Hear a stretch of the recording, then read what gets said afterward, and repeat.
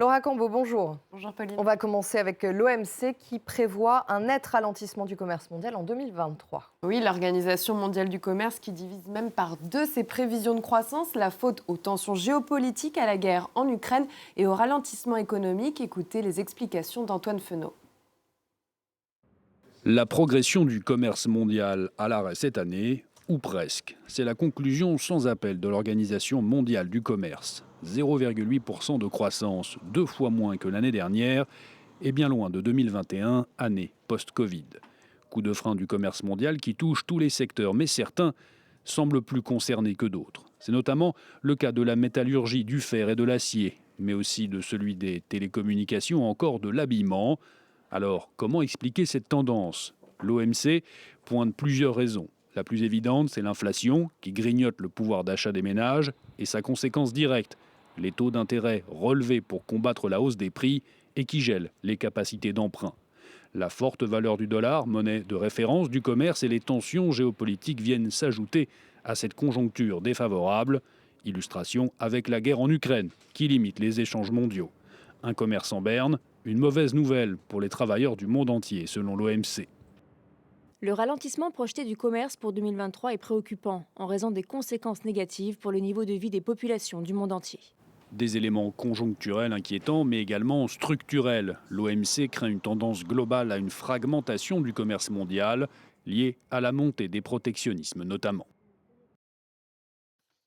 Et également dans l'actualité économique, la directrice générale du FMI qui était en déplacement à Abidjan hier. Oui, Kristalina Georgieva s'est livrée à un plaidoyer pour l'Afrique. Selon elle, je cite, « Un monde prospère nécessite une Afrique prospère ». À quelques jours de l'Assemblée annuelle du Fonds, elle appelle à construire plus de ponts entre les pays développés et les pays africains. Elle veut aussi restructurer plus rapidement les dettes des pays africains. Toutes ces évolutions, Pauline, ça passera par l'obtention d'un nouveau siège au conseil d'administration du FMI. Écoutez-la.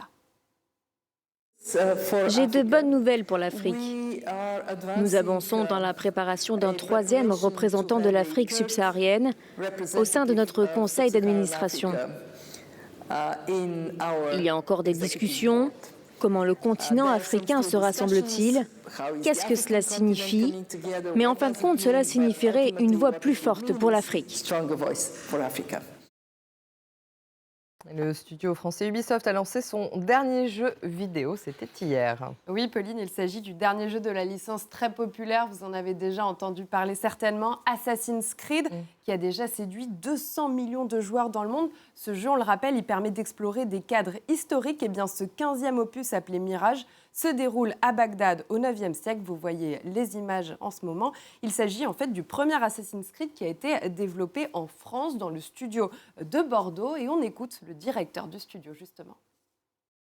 On a eu 2 ans un peu difficiles chez Ubisoft et puis ce Mirage, parmi d'autres, on a annoncé beaucoup de jeux cette année, va permettre effectivement de se relancer.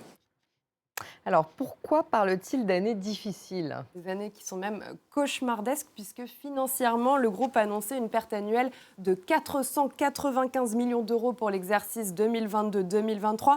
Résultat, l'entreprise a été immédiatement sanctionnée en bourse. Vous le voyez, le cours de l'action a dégringolé de 65% par rapport à janvier 2021. C'est pourquoi le groupe mise donc sur ce nouvel opus d'Assassin's Creed pour se refaire une santé. Bon écoutez, on verra, vous nous tiendrez au courant de la suite des événements. Merci beaucoup. Laura, c'était l'Info Éco. Restez avec nous, on se retrouve dans quelques minutes pour la suite de Paris Direct, une nouvelle demi-heure d'information.